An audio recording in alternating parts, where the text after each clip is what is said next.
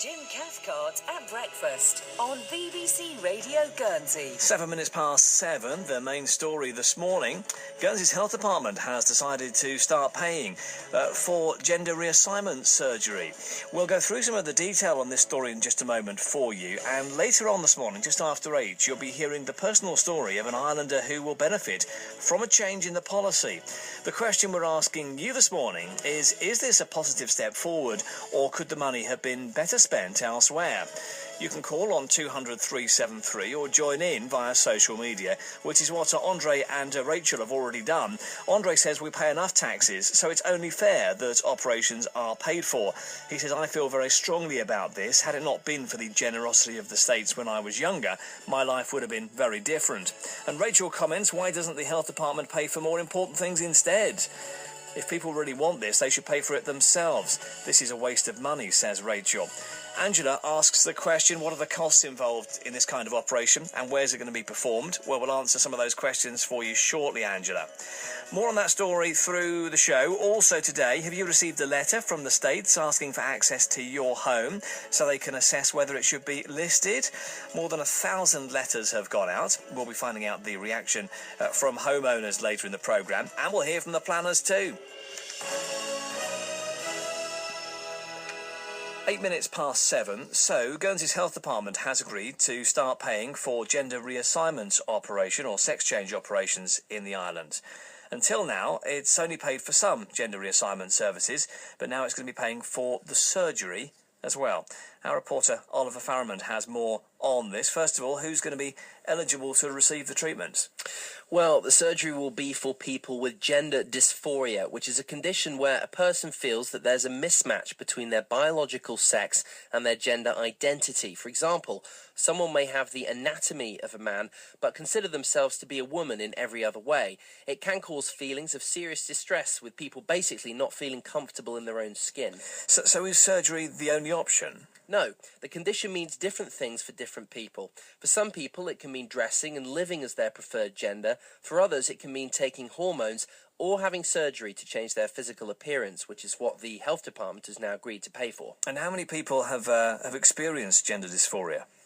It's really difficult to say, but the NHS estimates that 1 in 11,500 people in the UK experience gender dysphoria.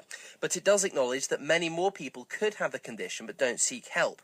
On average, men are diagnosed with gender dysphoria 5 times more than women. So, Guernsey's Health Department, HSSD, has agreed to start paying for the surgery here. Just can we clarify, what did it pay for in the past? Well, it's just paid for some gender reassignment services, such as assessment, ongoing psychotherapy, and hormone and speech therapy. But now it will also pay for primary male-to-female and female-to-male surgery. And why has the department decided to pay for it? And why now? It says it's received clinical advice from the Professional Guidance Committee, which helped make its decision, and acknowledges that the condition can cause considerable psychological distress. And BBC Radio Guernsey has heard from local charity Liberate, which supports lesbian, gay, bisexual, transgender and questioning communities in the bailiwick, which said it's also been calling for the change. So I guess the charity then, Liberate, pretty pleased with this change. Yes, it's told us that it's surprised the change has happened so quickly. Obviously, local people who are directly affected are pleased too. Local woman Rachel has been waiting for such an operation for years, but hasn't been able to afford it. She told us what the change in policy will mean for her. It will make an enormous difference because it will give me the confidence, it will give me the freedom. I've not been able to have any kind of relationship with anybody for some years now because I just haven't felt comfortable with my body, with interacting with other people on any kind of intimate level. And it's caused me so much very, very severe depression, feeling sort of trapped and stuck. It was like being thrown in prison with having not committed a crime and with no definite end to the sentence. And now I know that, I have the key to set myself free. Well, that's Rachel, who we'll hear more from, actually, after the news at 8 o'clock, when she shares more of her own story with us. What happens elsewhere, Oliver? Well, in the UK, if you go through the NHS, you have to be referred by your GP with gender dysphoria to a psychiatrist or a specialist. Following that, patients may then receive hormone treatment and surgery on the NHS, but the whole process takes years and is carefully assessed. And how much is all this going to cost in Guernsey? The Health Department says surgery can cost between £11,000 and £20,000 per patient, but it anticipates only very small numbers of people will need surgery. It estimates, on average, only one person every 3 to 5 years will need an operation. OK, Oliver, thank you for taking us through that this morning. As I say, after 8 o'clock today, we'll hear more from Rachel about this change in policy. We're also interested in opening the debate up this morning and asking for your view on this. Is it a positive step forward for those wondering about having a sex change, or should the money be spent elsewhere? 200 373 is BBC Radio Guernsey's phone number. You can also join the conversation on our Facebook page. Isla Blatchford. Tom says it's good to see the state supporting people with gender and potentially sexuality issues, if that's the right terminology. He says as so far they haven't always been great on that subject. Mick asks what's going to happen when funds run short for essential operations. He says gender reassignment is a choice of the person wanting it, so they should fund it themselves.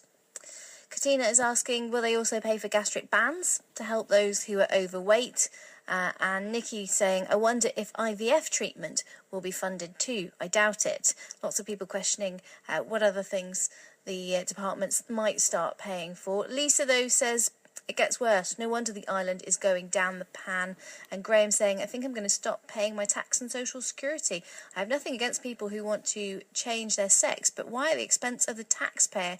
He says the island really needs to get a grip of what it's spending money on. What next? Some of your views on Facebook. You can find us at facebook.com/BBC Radio Guernsey. You can also join in by picking up the phone and calling us this morning to add your voice to the discussion today.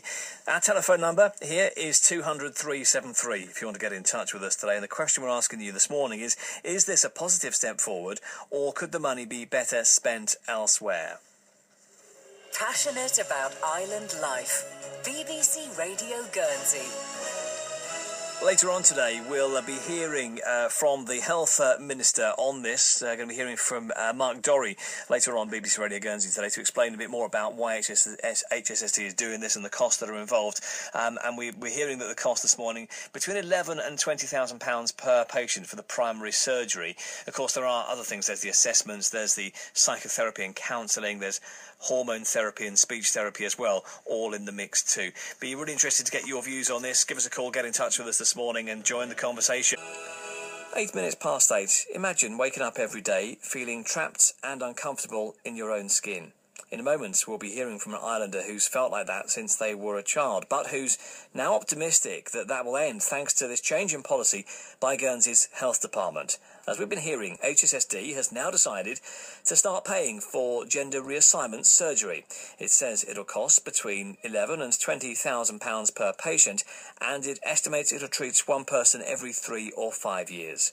We spoke to Rachel, who could be one of those people who will benefit. I suppose for me, I just felt that there was something that didn't quite fit, something that wasn't, I didn't really know what it was, but I just felt there was something about me that was different. The more I grew up, the more I kind of thought about it, analysed it, experimented with different things, and as time went on, I had a greater and greater desire, but I felt that I didn't fit in my body. I couldn't continue to progress like that I needed to make this sort of transition, both in terms of lifestyle and physically, to be happy. So you started feeling that way. What steps, when, from that young age, what steps did you take to become a woman?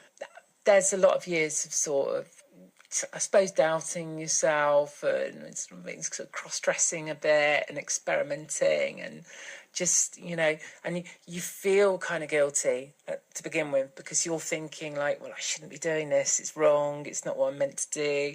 I think society can, very much make you feel that way. And how did your family treat you and your friends going through that? I imagine it must be quite difficult. I always kept it very, very private, very secret. So nobody really knew until such time as I decided that I was going to make my sort of full transition, and that I wanted to be a female sort of permanently. When I did actually come out, I was overwhelmed at the support, and not just the support of my family and my best friends and everybody. It's all been brilliant, but also the public. But I have had amazing public support, and I could be walking down the street or whatever before I'd even made the sort of full-time transition, and people were coming up to me going, "Oh my God, you're so brave, and I really respect you." So that was lovely. It was nice to know that when I actually made that leap, that people weren't going to give me a hard time for it. And in such a small place like Guernsey, I suppose it might be actually quite surprising that you get that reaction. Yeah, I have to admit, there was always that sort of, it's Guernsey, and I don't know, is it a good idea to, maybe should I run away to England or something like that and go and do it quietly? But I just thought, well, at the end of the day, this is my home, it's where I live, it's where my friends are, it's where my family are, and why should I have to run away? Why should I be forced to kind of go and hide away like some sort of, freak under a rock? So what treatment did you then have when you decided that was kind of the course of action you wanted to take? You have to start with psychiatric treatment. So you go and see the psychiatrist. After a bit of time talking to them, they refer you on to Charing Cross, which is where the Gender Identity Clinic is based in London. After a couple of visits to them, they'll then kind of make an assessment as to whether you are actually, medically diagnosed as a transsexual person, or whether you are effectively just someone who is a confused cross-dresser or, a time waster. At that point, you normally get referred for hormones, and you go on sort of a hormone treatment, which generally will be 2 years. You will have to live in your new gender, your new role. Normally at the end of those 2 years, they refer you immediately for your final gender reassignment surgery. But in my case, they were ready to refer me about 2 years ago, by which point I was getting pretty desperate. Unfortunately, the funding just wasn't in place on the island to make that available. So how does it feel now? The health department are saying that they're agreeing to pay. They're saying it's between £11,000 and £20,000 for gender reassignment surgery. I mean, what difference will that make to you? It will make an enormous difference, because it will give me the confidence. It will give me the freedom. I mean, I've not been able to have any kind of relationship with anybody for some years now, because I just haven't felt comfortable with my body, with interacting with other people, on any kind of intimate level. And it's caused me so much very, very severe depression, feeling sort of trapped and stuck. It was like being thrown in prison with having not committed a crime and with no definite end to the sentence. And now I know that, I have the key to set myself free. The health department has now obviously agreed to pay for surgery now, so that will hopefully go ahead in your case. I guess, though, is there any part of you which is maybe still a little bit unsure, and knowing for certain that actually, there's no way back afterwards? So how do you feel when you think about that? I feel absolutely 100% it's the right thing to do. I've got no doubt it's what I have to do to feel complete and to feel that I can function and continue with my life, but almost start my life fresh. Now, there are some people probably listening to this who won't agree with the decision by the health department to pay for this type of surgery, or may just not understand why it's needed. What would you say to them? I think a lot of the opinions that come from people, it's through fear. It's through the fact that they don't understand, or they feel threatened in some way or another. But there's no need. We're not freaky people. We are perfectly well-rounded and normal everyday individuals. This is a real medical condition. It really does need treatment, or the end result is normally something quite tragic. Well, that was Guernsey woman Rachel speaking to BBC Radio Guernsey's Patrick Lahan, telling her own story there. We'll be hearing from the island's health department about this change in policy in the islands at 1 today. And we're also welcoming your comments on this subject. Heather's been in touch on the phone. She knew one of the first people in the British Isles to have the surgery. She says it's not a thing people choose, and she's all for Guernsey providing the surgery. Ken's been in touch. Ken says, I've got nothing against individuals wanting the operation, but when the state's department are trying to save money, why are they offering costly additional services like this? You can join in by calling us on 200 373 this morning. More of your calls and comments to come. That is our main story today. Guernsey's health department is to start paying for gender reassignment surgery. One islander says she's been waiting to have the operation for years and believes the policy change will give her a new lease of life. Calls still coming in on this subject on 200 373. Let's bring in Pippa. This is Pippa McCarthy, who is the support coordinator for the charity Liberate. Good morning to you. What's your reaction to the news this morning, Pippa? Well, I've just been looking through some of the Facebook posts, and one of the things that jumps out at me is this rather sort of self-centred, if I can't have what I want, why should other people have what they want? Can't we all say, anybody who is looking at having IVF, it's a tragic situation for them not to have children.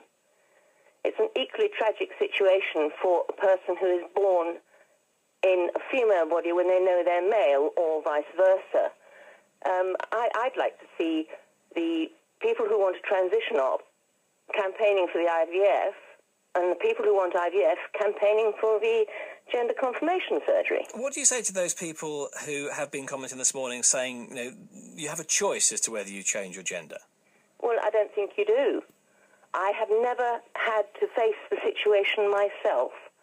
But if you are born, and I know it's terribly difficult for people who are uninformed to get their brain round this, if you are born and gradually through your childhood you realise, you look down at your body, it appears to be a male body, and you know that in your emotions, in your mind, in everything else, you're female, the trauma of that must be quite incredible. And I do know more than several people who have faced this.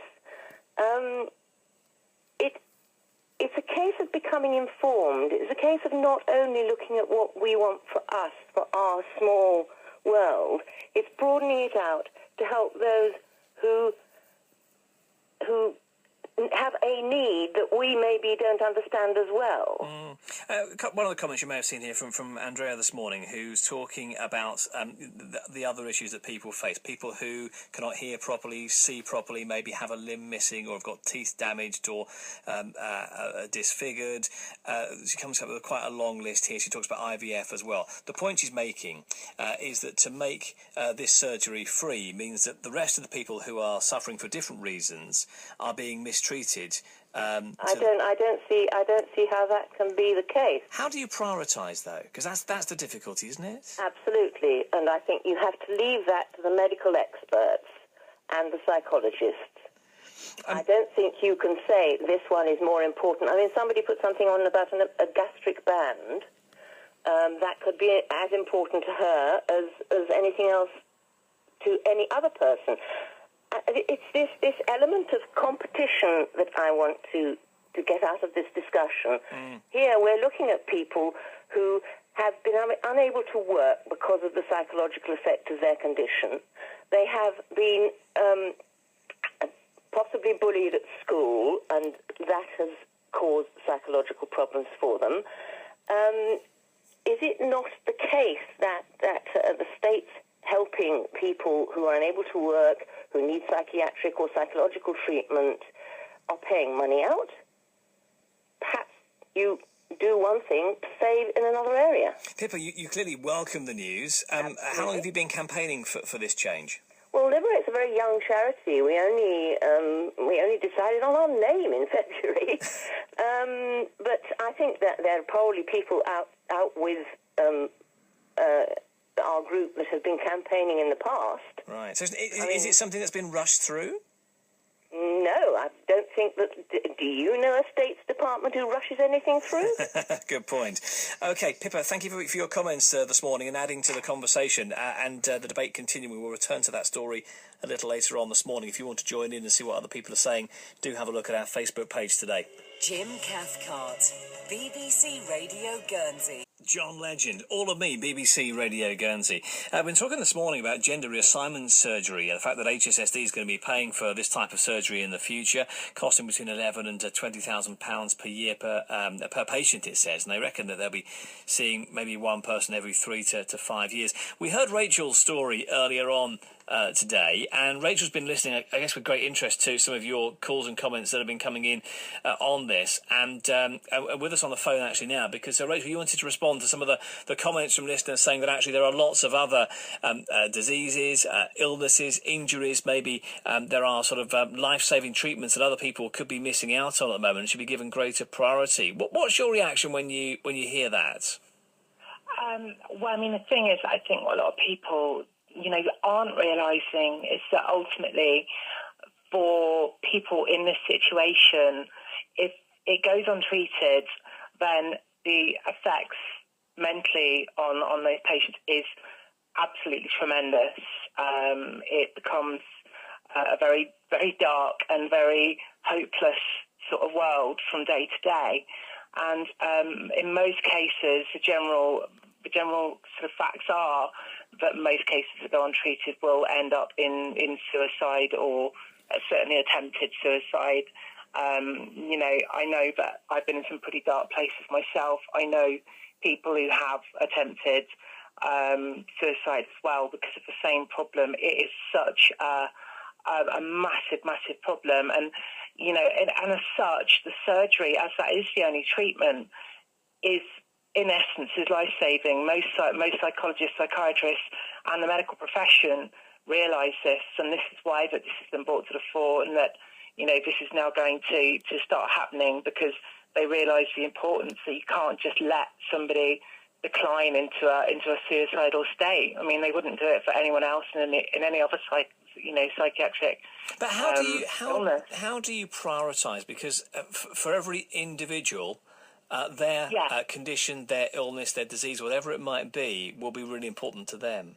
Obviously, and I totally appreciate that. And this isn't my only problem. Someone interestingly enough pointed out earlier on about what about people who can't see very well. Well, I also have that problem. I'm also partially sighted, but I don't feel I've ever wanted for treatment. I mean, the Guernsey ophthalmological unit and the HSSD and the Southampton team are absolutely outstanding, and I feel I've had all the treatment I could ever wish for. They're just absolutely brilliant. So I know there are other treatments that as yet are unfunded, but I mean, for me, I think a lot of people are seeing this as it's been an overnight change of policy, but it's not. It's something that I've been fighting for many years. I've recently had a great deal of support and backup from Liberate and from Pippa, who just helped me so much, and they've been amazing. But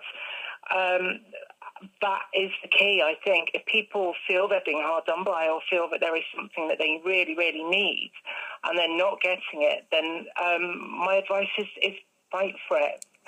Okay. You've got to. Nothing's going to land in your lap. If I just waited for this to happen, it wouldn't have happened. It happened because I fought hard for it, and I hope, I presented a case that was unrefutable, and I hope that other people can do the same, and that everybody gets the treatment that they need and deserve. Rachel, thanks for calling in and setting the record straight on that one this morning, and I really appreciate you sharing your story with us as well. Listening. All right, thank you. That's Rachel, who we heard from just after 8 o'clock, which was sharing her story with us and just coming back on some of the comments that have been coming into us this morning. It's 9:25 now. BBC Radio Guernsey's What's on